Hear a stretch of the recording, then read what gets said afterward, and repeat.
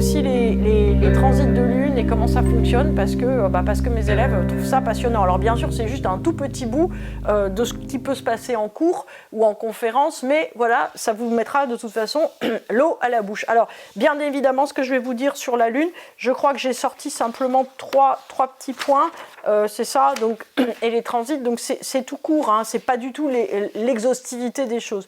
Donc la première chose, c'est que la lune a pour fonction principale de nous apprivoiser l'inconnu grâce à l'émotionnel. Alors, je vous explique comment ça fonctionne cette chose-là. C'est-à-dire que nous sommes des êtres humains, donc nous, en tant que soleil, nous sommes des êtres humains qui préférons le connu à l'inconnu. Vous savez, c'est le titre de ce livre de Krishnamurti, Se libérer du connu. Se libérer du connu, ça veut dire quoi? Ça veut dire s'étendre en fait au champ des possibles. C'est-à-dire qu'au lieu en fait d'avoir, si vous voulez, une espèce de drive mental, de curseur sur les choses qui fait que devant une situation, on attend, si vous voulez, d'y trouver quelque chose. Vous savez, c'est la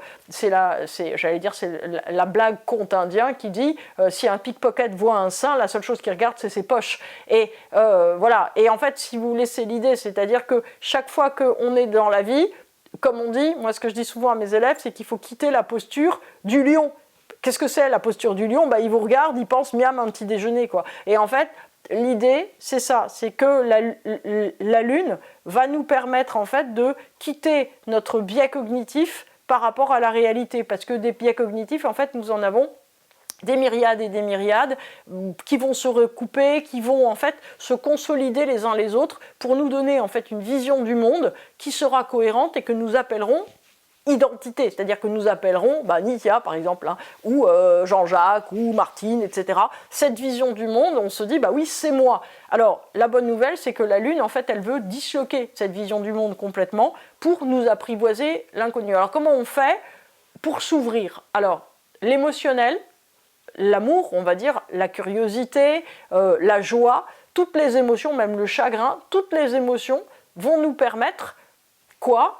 D'avoir envie d'en savoir plus. C'est-à-dire, ça va nous donner envie de ne pas projeter nos attentes sur l'avenir, sur le présent, mais de découvrir quelque chose de plus. C'est-à-dire qu'à chaque fois qu'on se retrouve en difficulté émotionnelle ou en excès émotionnel de joie ou de ce que vous voulez, chaque fois en fait que vous êtes dans des émotions, potentiellement vous êtes ouvert à découvrir quelque chose de complètement différent.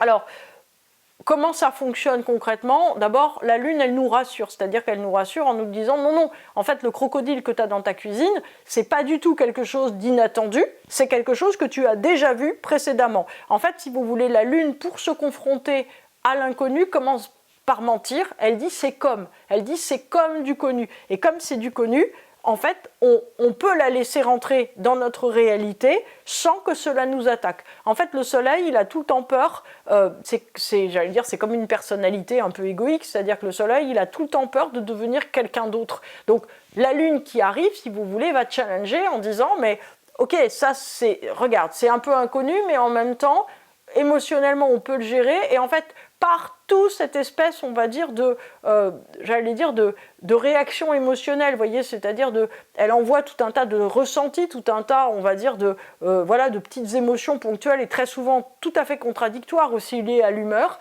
En fait, on arrive à assimiler une réalité différente. Donc, cette assimilation fait que le soleil a envie, commence en fait à s'engager en disant, mais cette réalité que tu me présentes, elle est intéressante, c'est-à-dire qu'elle va permettre d'enrichir quoi? Les certitudes et les convictions antérieures du soleil, c'est-à-dire elle va donner envie au soleil de devenir un petit peu quelqu'un d'autre. Alors, selon notre champ et notre espace habituel, donc selon le soleil en maison, c'est-à-dire qu'en fait, on ne devient que ce qu'on est, on ne devient, comme disent les magazines féminins qui ne sont pas mes copains, que la version meilleure de nous-mêmes, c'est-à-dire qu'en fait, on ne peut qu'améliorer notre propre version. C'est-à-dire qu'en français, c'est-à-dire en astrologie, on ne peut que développer notre thème natal et non pas devenir quelqu'un d'autre. C'est pour ça que si vous avez peur de vous confronter à d'autres idées que les vôtres, si vous avez peur de vous enrichir, si vous avez peur de voyager, si vous avez peur de changer d'idée, ne vous inquiétez pas, vous êtes comme un bidibule, moi aussi d'ailleurs, donc on reviendra tous en fait à notre centrage intérieur mais enrichi. Et en fait, plus on s'enrichit, plus on fait quoi? Plus on intègre des choses nouvelles, moins on a quoi? Moins on a peur. Puisque si vous voulez, si on se nourrit uniquement du même, si en gros vous bavardez toujours avec la même personne et que vous êtes toujours dans la même vie, en fait, vous ne restez pas stable, vous vous fragilisez. C'est-à-dire que vous êtes de moins en moins capable d'affronter l'inconnu. C'est-à-dire que, par exemple, si vous avez peur, je sais pas moi, de prendre le métro, parce que vous dites c'est oppressant, ça tombe en panne, il y a des gens bizarres, il y a des pickpockets, et voilà, etc., etc., eh bien, en fait, il va venir un moment où vous ne serez plus capable de surmonter le stress de quoi? Du soleil, de se dire, c'est impossible, en fait, que je monte dans un métro ou dans un avion ou dans ce que vous voulez, parce que si je monte, en fait, dans ça, il va m'arriver le pire. C'est-à-dire qu'en fait, il faut comprendre que les certitudes et les convictions du soleil, elles ne restent jamais stables, elles se développent. C'est-à-dire qu'elles se développent, soit elles se développent à vide, si j'ose dire, c'est-à-dire en absence de confrontation, d'événements et d'enrichissement, soit elles se développent à plein, c'est-à-dire via la Lune qui va leur amener énormément de choses inconnues. Alors, pour vous donner un exemple, ça, c'est un exemple que je prends très souvent avec mes élèves. La Lune, en fait, elle a une idée très précise de ce qui va lui arriver dans les, et c'est ce qu'on dit aussi en méditation, dans les 50 premières secondes de confrontation avec quelqu'un. C'est-à-dire que si vous rencontrez quelqu'un de nouveau, on va dire que vous allez faire en moins d'une minute votre conviction sur les 25 prochaines années sur cette personne. C'est-à-dire qu'en fait, vous allez avoir quoi? La Lune, elle va faire quoi? Elle va constamment, si vous voulez, ramener un processus de com. C'est-à-dire qu'elle va prendre dans tout son passé, alors soit c'est le passé de votre existence là, soit on se dit que c'est même le passé des vies antérieures, mais la Lune, en fait, elle va ramener tout un tas de choses à l'intérieur de vous qui vont vous permettre d'analyser extrêmement rapidement cet élément nouveau auquel vous êtes confronté. Donc ce qui fait que vous allez avoir l'impression d'être constamment, j'allais dire, dans un monde qui est le même, ou qui en tout cas est rassurant. Rassurant, ça veut dire quoi pour la Lune? Un monde gérable, c'est-à-dire qu'un monde qui, en gros, que l'émotion peut vous permettre de gérer. C'est-à-dire qu'à chaque fois que vous avez une émotion, qu'elle soit positive ou négative, selon l'astrologie, c'est exactement pareil, hein, que vous soyez en train de pleurer ou en train de rire, c'est pareil pour l'astrologie. Ça veut dire qu'en fait, vous ajustez quelque chose d'inconnu pour le ramener à quelque chose de connu. Donc en tout cas, vous allez vous faire une idée sur ce qui est en train de vous arriver, très très net, très clair, qui va vous permettre, on va dire, de quand même agrandir un petit peu quoi? Donc les convictions du soleil.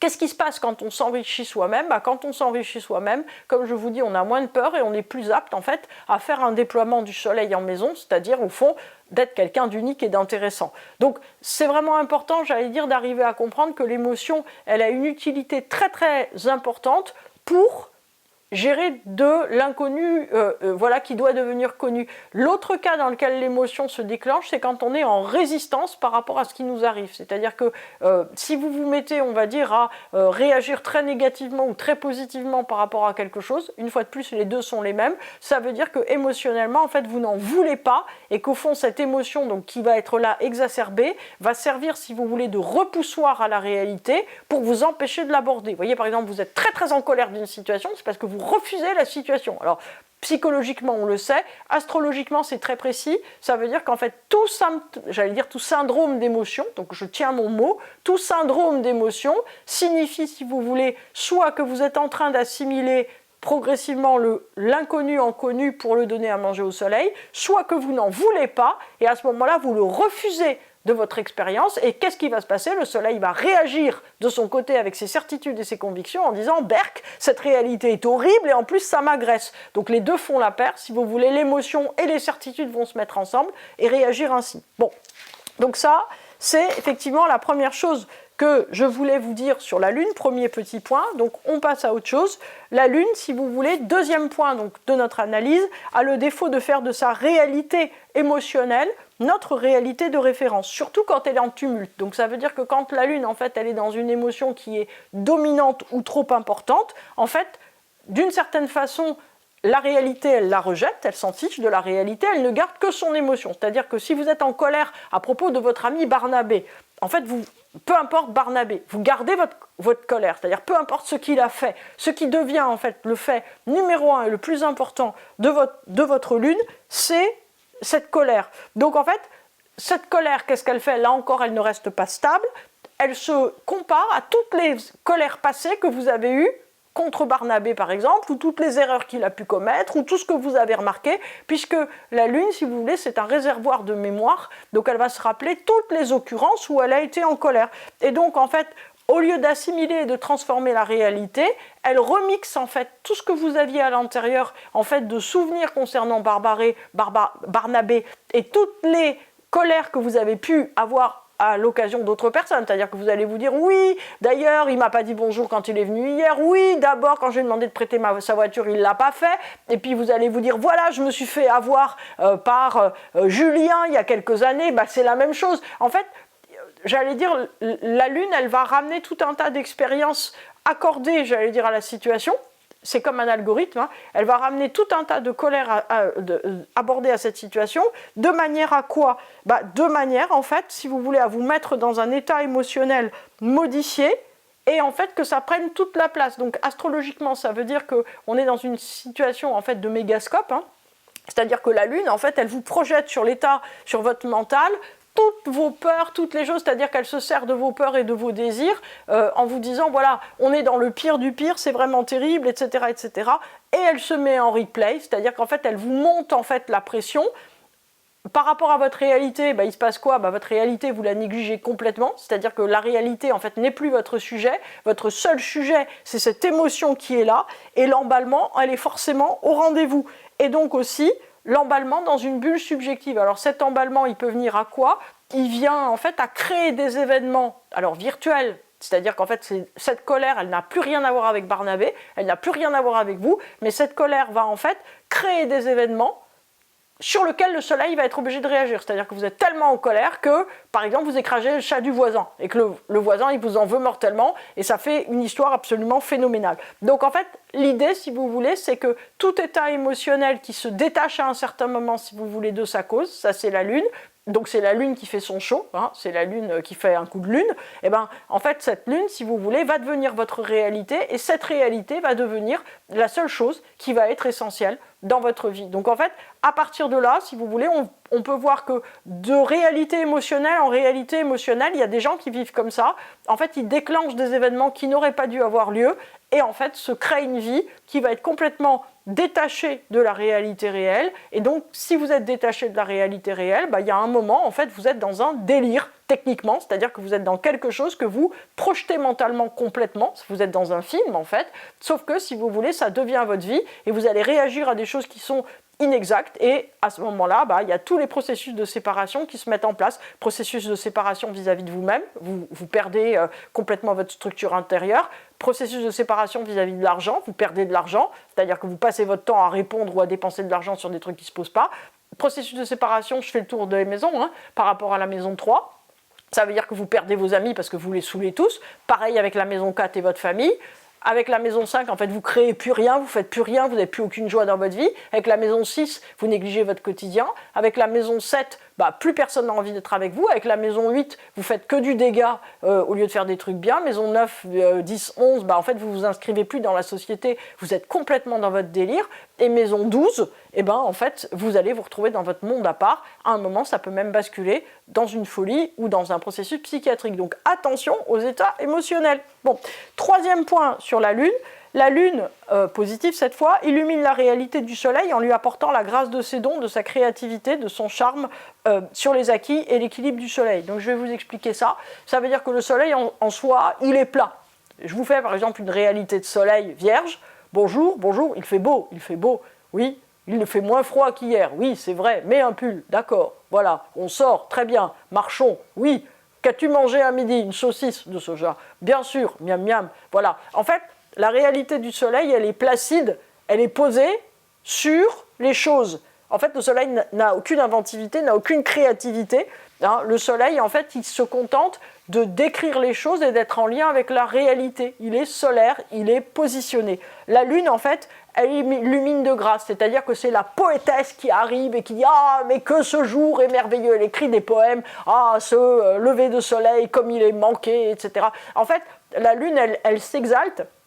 Elle, en fait, si vous voulez, elle est, j'allais dire, un peu la fée du logis ou la folle du foyer qui vient, en fait, rajouter tout le plus, c'est-à-dire la grâce, la créativité, l'humour, la joie, le chagrin, en disant « Ah, je suis tellement triste de ce coucher de soleil qui n'est pas comme je le voulais, etc. » En fait, la Lune, elle passe son temps, j'allais dire, à faire son show, et c'est très agréable, en fait, parce que ça nous permet d'être dans une vie qui est joyeuse et toujours changeante, comme la lumière lunaire, hein, ce qui fait qu'à la même réalité, vous allez voir quelque chose de complètement différent. Donc c'est elle, hein, quand on parle de co-création avec l'univers, c'est elle en fait qui se met en fait sur la réalité, on va dire, des grands flux de l'univers, la réalité, par exemple, Lumineuse parle de la réalité du Saint-Esprit, c'est-à-dire que, si vous voulez, à un certain moment, vous accrochez un canal de lumière supérieure et ça vous émerveille. Oui, mais ça vous émerveille sur la base du soleil, c'est-à-dire sur la base de la réalité. Autrement, vous êtes juste frappadingue. Donc, la Lune ajoute l'éclat, l'humour, la joie au soleil, qui se trouve en fait concrètement dans une envie de faire un monde à son idée. C'est-à-dire que pour savoir si vous êtes juste dans votre lune ou si vous êtes dans le soleil, c'est très simple. Quand en gros vous êtes dans des idées exaltées juste concernant la lune, vous faites rien, vous changez rien. Quand en fait vous changez vraiment des choses, quand vous changez votre vie, quand vous changez la vie des autres, quand vous faites des choses pour les autres, pour quoi que ce soit, pour qui que ce soit, c'est que en fait la lune elle fonctionne bien par rapport au soleil. Le soleil c'est du faire, hein. Donc on est effectivement dans cette idée de co-création. Alors, c'est un point qui est important, donc je voulais en dire un petit mot. Pour être bien à notre place dans le monde réel, si vous voulez, j'allais dire sans peur ni désir, j'allais dire complètement fou, la Lune, en fait, elle donne quoi? En fait, un espèce d'éclat immense à tout ce qu'on vit et en le rendant, par exemple, attachant. C'est-à-dire que c'est la Lune qui fait naître l'amour. Donc le Soleil, si vous voulez, rencontre quelqu'un, c'est tout ce qu'il fait. Et la Lune, elle se dit, c'est cette personne extraordinaire que j'ai en face de moi. En fait, si vous voulez, elle réinvestit constamment le moment présent, la Lune, en l'illuminant de tout ce qu'on a vécu, de tout ce qu'on peut faire. Donc en fait, si vous voulez, la Lune, elle veut tout le temps donner. Elle veut tout le temps, si vous voulez, donner un éclat supérieur, donner à la réalité quelque chose d'extraordinaire. La Lune, elle est tout le temps, en fait, si vous voulez, dans le fait de remalaxer le passé, en étant créative, pour faire du nouveau. C'est-à-dire que la Lune, elle déteste refaire. Le Soleil, il peut être assez méthodique dans sa manière de faire. La Lune, elle s'exalte, elle invente, elle fait. Chaque situation est nouvelle, chaque situation est différente, si vous voulez. Pourquoi ? Parce que la lumière de la Lune, la lumière de la co-création, est constamment nouvelle. Chaque printemps est unique, chaque fleur du péché, par exemple celui de mon jardin, est absolument incroyable et gracieuse. La Lune amène du sens aussi, parce que, en fait, j'allais dire en s'impliquant complètement dans les choses, j'ai des kilomètres de gens qui me disent mais comment avoir confiance en moi ? En aimant votre vie en fait, en trouvant que votre vie elle est extraordinaire à chaque moment et que vous avez bien de la chance de vivre chaque journée, que chaque journée elle est incroyable, même les journées dures en fait, on traverse sur Terre de la négativité. Ce qui est certain c'est que au fond par contre chaque heure qui passe elle est unique et que autant que faire se peut, il faut essayer de tirer le plus positif dedans, le plus de sens. Et en fait, c'est ça l'empowerment dont on parle aujourd'hui, c'est-à-dire tout simplement aimer passionnément tout ce qu'on peut aimer. Et quand il y a quelque chose que vraiment on ne peut pas aimer, j'allais dire essayer de voir toutes les choses positives qui peuvent être autour, parce qu'il y en a toujours. Alors ça, c'est juste 3 petits points sur les dizaines que compte la Lune. Donc si ça vous intéresse, venez aux cours, venez aux conférences. Vous allez apprendre sur plein de choses en astrologie. Et ce que je dis toujours à mes élèves, c'est tout ce que je raconte en astrologie. Je suis comme Stephen Forrest, c'est-à-dire que je raconte des choses que j'ai vues, je raconte des choses auxquelles j'ai réfléchi, je ne raconte pas des choses que j'ai lues dans des livres. Donc vous ne trouverez pas mon enseignement ailleurs que de manière directe en transmission. Maintenant, le transit de Lune, à quoi ça sert ? Vous savez que quand la Lune en fait fait le tour de notre zodiaque, ce qui se fait en fait en 28 jours, 3/4, chaque fois en fait elle amène quelque chose. Alors la plupart des astrologues disent les transits de Lune ça sert à rien, moi je suis pas du tout d'accord avec ça. Un transit de Lune en fait c'est fait pour nous donner une évolution au point indiqué. Qui bouge quoi ? Qui bouge une certitude intérieure, c'est-à-dire que quand vous avez la Lune qui passe par-dessus un de vos points, ça va vous fragiliser émotionnellement. Une de vos planètes, ça vous fragilise émotionnellement sur le point indiqué, émotionnel parce que la Lune, et en fait ça va permettre de faire quoi ? Ça va permettre en fait de faire vaciller la certitude intérieure sur quelque chose. Ainsi, c'est quelque chose qui nous pousse à nous déconditionner. Alors après, ce qui est certain, c'est qu'un transit de Lune, ça va durer quelques heures pendant lesquelles, d'une certaine façon, il y a soit un petit événement intérieur, soit une petite certitude intérieure qui va bouger, qui va en fait nous faire une ouverture mentale. Cette ouverture mentale va en fait nous permettre de décrocher d'une certitude, et après c'est un autre transit plus petit, moins petit, je veux dire par n'importe lequel en fait, qui va venir nous donner la réponse à cette espèce de déconditionnement intérieur que nous avons eu. Donc on peut dire en fait que, vous voyez, je prends cet exemple souvent, la Lune en fait c'est comme un battoir à viande, c'est-à-dire que, en fait, vous savez autrefois quand on achetait de la viande de mauvaise qualité, alors ce que je fais pas beaucoup, parce que je suis très végétarienne depuis très nombreuses incarnations, mais voilà, les gens qui achetaient de la viande de mauvaise qualité, en fait ils la battaient avec vous voyez, ils la tapaient en fait avec un marteau en bois, c'était un battoir à viande, de manière en fait à attendrir la viande, c'est-à-dire qu'elle soit mangeable. Mon Dieu, quelle horreur. Mais en tout cas, la Lune, elle fait ça avec nous, c'est-à-dire qu'en gros, elle nous bat nos planètes, vous voyez, pour attendrir en fait nos certitudes, pour qu'on arrête en fait d'être tellement certain de tout ce qui nous arrive tout le temps. La certitude est quelque chose qui, en général, plaît beaucoup aux anges pour être cassé. Moi, je dis tout le temps, par exemple, à mon entourage, ah, c'est chouette, j'ai une certitude, je sais qu'en gros, je vais faire l'inverse dans les semaines ou dans les jours qui viennent, parce que, systématiquement, ça fait énormément rire nos anges gardiens, en général, quand on a des certitudes et qu'on va devoir, effectivement, les quitter, parce qu'aucune certitude ne nous mènera vers l'évolution.